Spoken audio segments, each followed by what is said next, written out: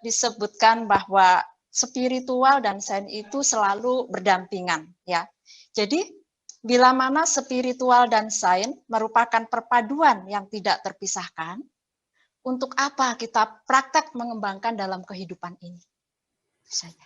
Ya, selama kita masih berbadan, selama itu kita butuh sains. Tadi juga, walaupun bahasa saya dan Romo barangkali agak berbeda bahasa, tapi intinya sama.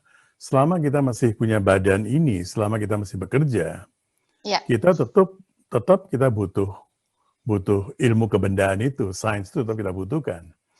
Tetapi sains itu, seperti dikatakan juga oleh Romo tadi, di situ kita trial and trial and trial, kita mencari tahu supaya lebih eksakta lagi ya.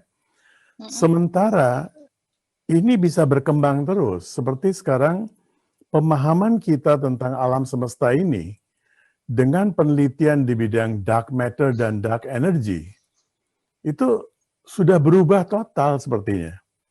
Dulu di zaman Newton pemahaman kita beda. Zaman Albert Einstein, pemahaman kita beda lagi.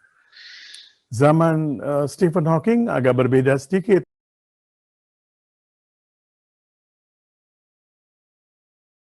Jadi perbedaan itu berjalan terus. Sekarang kita lagi bicara begini, sedang terjadi Big Bang entah di mana. Nah, untuk memahami kebendaan selama kita masih di dunia benda ini, kita harus memahami, tetap aja kita mau bicara spiritual atau apa, tetap kita juga terpengaruh oleh pandemi, kita terpengaruh oleh kapan akan diberikan vaksin. jadi tetap kita terpengaruh oleh semuanya itu dan kita butuh pengetahuan itu, tidak bisa kita merendahkan atau meremehkan pengetahuan itu. Oke, terima kasih ya Pak. Karena beberapa hal yang memang kita sendiri, setiap orang kan memiliki pengetahuan yang sangat berbeda. Terutama bagaimana menyikapi tentang perkembangan zaman yang semakin modern. Ya, kecerdasan manusia sendiri itu kan juga sangat berbeda. Tidak, mungkin saya menyikapinya begini, tapi orang lain mungkin lebih cerdas daripada saya. Seperti itu. Betul. Terima kasih ya Pak ya. Nanti kita lanjut untuk yang berikutnya. Terima kasih. Ya, apakah saat manusia itu dilahirkan, seperti tadi kan disebutkan bahwa Bapak Anan dari kecil itu sudah ada yang menyebutkan suatu saat Bapak akan berkarya seperti ini. Kan tetapi yang akan saya tanyakan di sini itu, apakah saat manusia dilahirkan kita sudah memiliki bibit-bibit spiritual dan bagaimana kita mengetahuinya? Dari sisi apa, bentuk tubuh atau ciri-ciri khusus gitu Pak Anan? Kalau kita menganggap, kalau kita menerima konsep Timur, khususnya Timur yang di Cina, Jepang, atau India, dan juga di Indonesia dan sebagainya, kita mengenal konsep tunimbal lahir. Kita mengenal reinkarnasi ya. Kalau kita mengenal reinkarnasi, di sini memang ada perbedaan pendapat. Anak yang baru lahir itu bukan tabula rasa. Bukan seperti lembaran kertas yang kosong.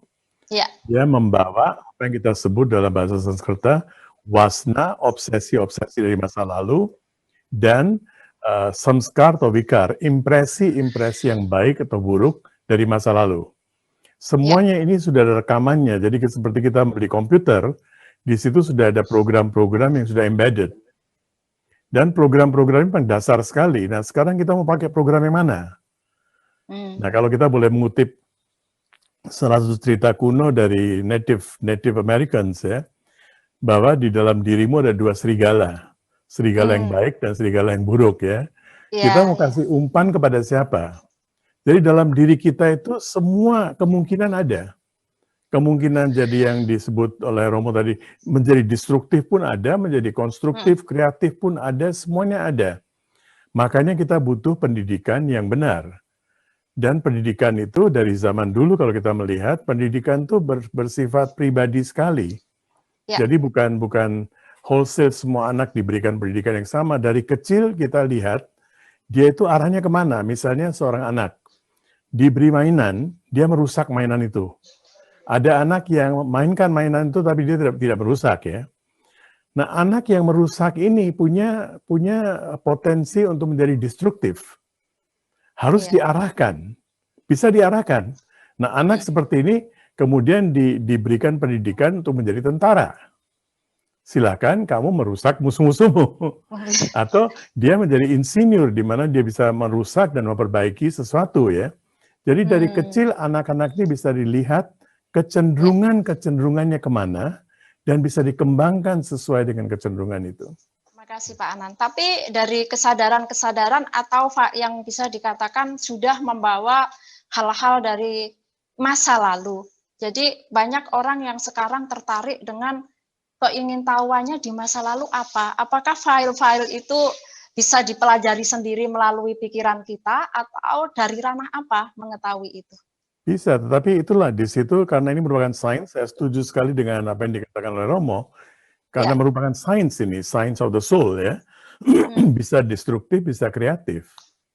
Jadi kalau kita mau memahami, bisa saja, dengan sendiri juga bisa, otodidak juga bisa, dengan bantuan orang lain juga bisa, tetapi yang menjadi pemandu kita siapa? Yang menjadi pemandu kita adalah pikiran kita.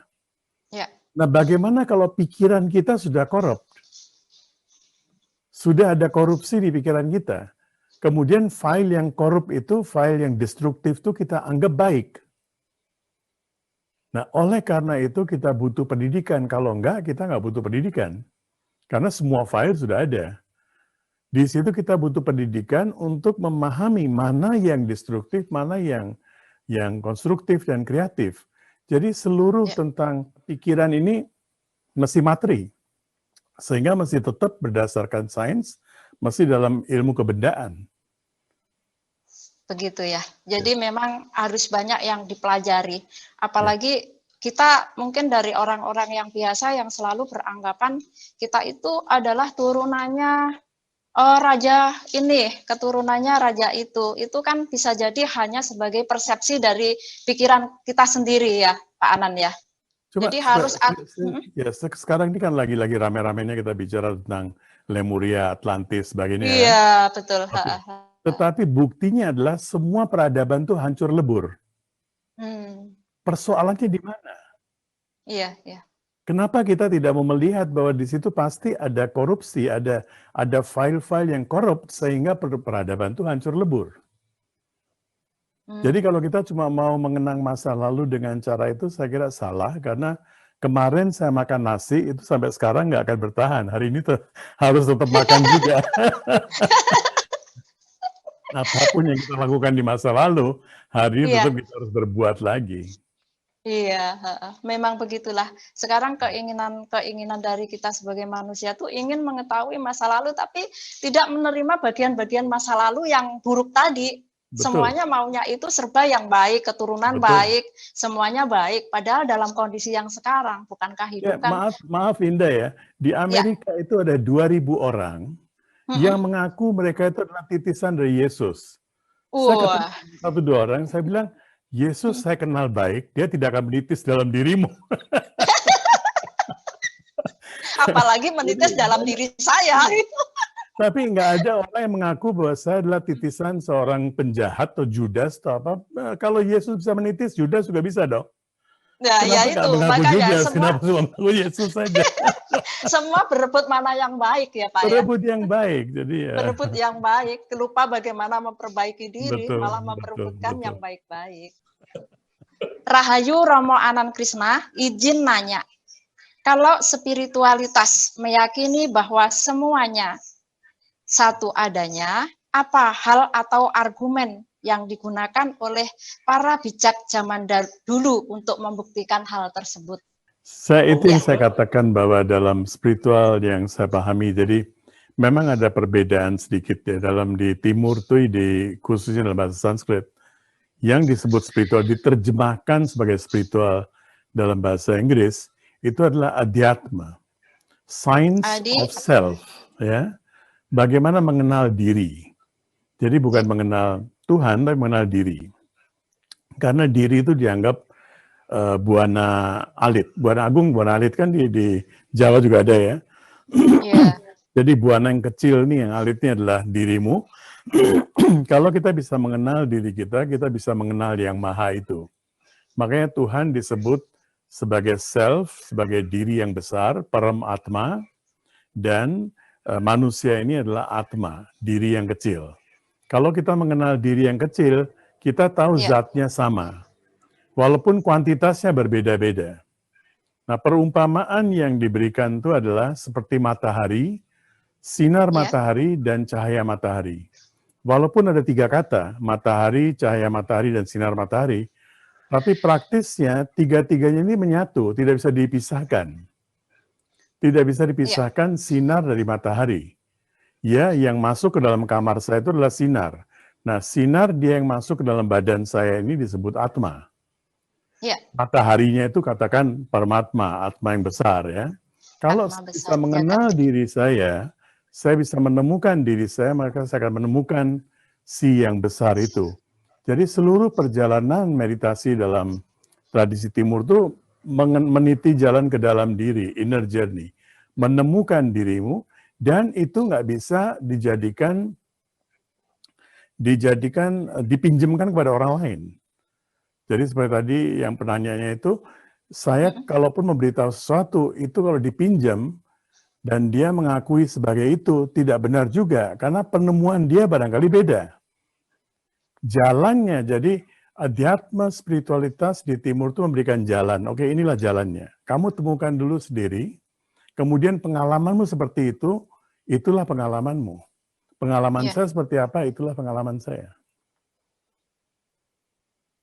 Jadi artinya memang apa yang dikasih orang lain atau Bapak Anam sebagai penunjuknya, tapi belum tentu itu cocok buat saya karena perjalanannya berbeda. Begitu ya Pak ya? Betul.